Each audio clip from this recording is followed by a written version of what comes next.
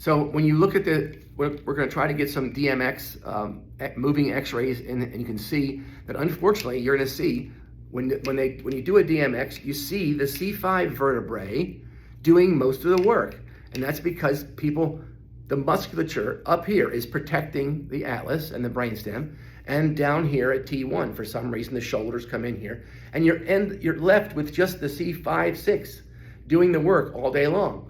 So the C5, the C4, 5, and the 5, 6 disc are the most often what I see all day long on a lateral X-ray. You see that disc compromised, saying goodbye. You see the bone building up calcium, and they call that DJD or arthritis. I don't call it that. It's the normal adaptation to stress. If I came in here and could tap these vertebrae with a metal tool and irritate it, the osteoblasts would lay down bone, saying, protect that bone. It's being hit. It's being irritated. It's moving too much. Put more bone in there. That's not an arthritic response. Now, like rheumatoid arthritis is an arthritic response. It's a virus or something. We don't know what that is, rheumatoid. But the osteoarthritis is an adaptation to stress. If I dig ditches with my hands, I get calluses on my hands. Is that a disease? No, that's normal protection, calluses to protect my skin, my hands. Calcification of the hand. It's not a disease. Calcification of the joint is not a disease. They call it DJD, degenerative joint disease. Frustrates me. It's just normal adaptation to stress. And the body is, in my opinion, this is where it gets tricky again. This is my idea. I don't know if I could find some research on this. But as you bend at C5 over and over and over again, the body, in its wisdom, says, let's take the juicy disc out of there. Let's dehydrate it. Let's put more calcium in there. And in my mind, as I start watching people come in different phases of C5 disc degeneration, if you want to call it, but I call it regeneration. I think of it as regenerating. The body is trying to make it into something more advanced, more like the atlas, which does a lot of work for free with no arthritic changes. So to me, it's trying to make this joint, see, there's no disc here. So it takes the disc out of here. You see?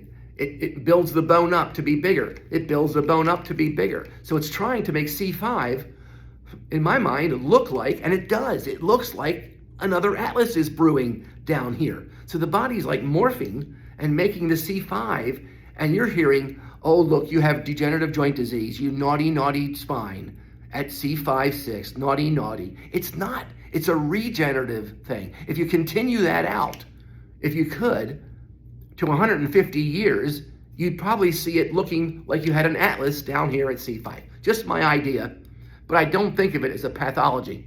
I think of it as an adaptation to stress, like a muscle. Why do you get bigger muscles when you lift weights?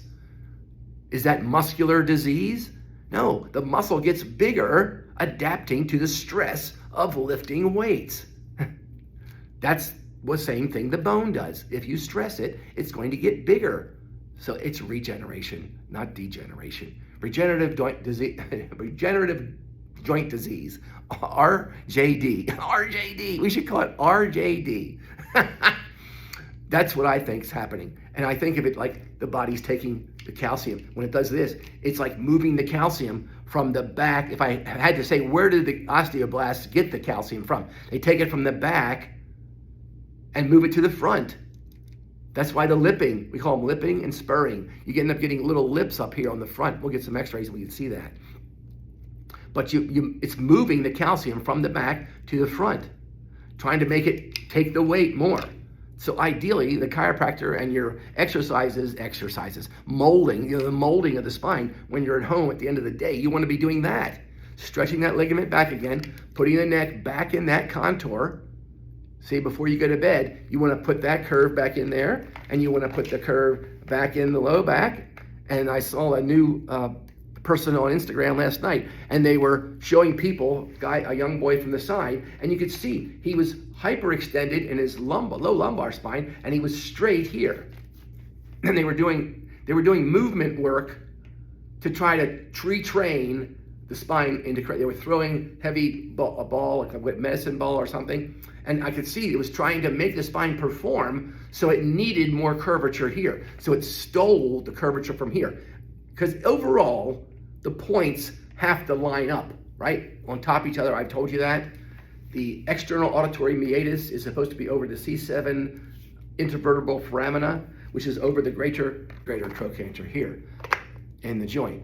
That's supposed to be over the C7 IVF as you stand from the side. And that's supposed to be over your ankle from this. And those line up. So you see, they had a boy standing there, and his curvatures were just all scattered. He had too much down at the bottom, so too much at the bottom, and his head was jutting, his back was going back, and this was rolled forward. He had too much in his kyphosis.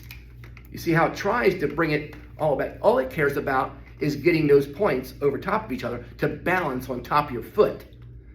So you're trying to get everything like a plumb bob over top of the ankle, so you don't have a lot of stress being like that. It's trying to get everything balanced, so you're just balanced over your heel.